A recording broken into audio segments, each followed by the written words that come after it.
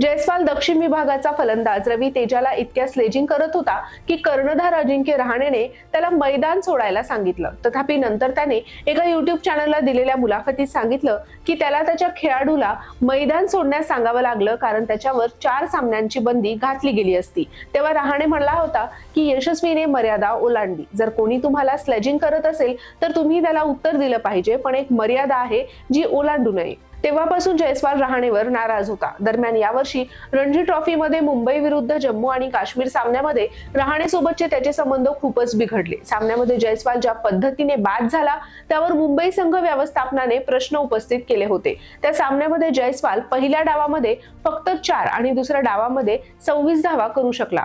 जम्मू आणि काश्मीरने स्टार खेळाडूंनी भरलेल्या मुंबई संघाला 5 विकेट्स पराभूत करून सर्वांनाच आश्चर्यचकित केलं।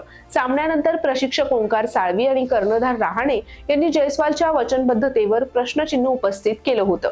इंडिया टुडेच्या वृत्तानुसार जयस्वाल इतका रागावला की त्याने रागाच्या भरामध्ये कॅप्टन रहाणेच्या किटबॅगलाच लाथ मारली।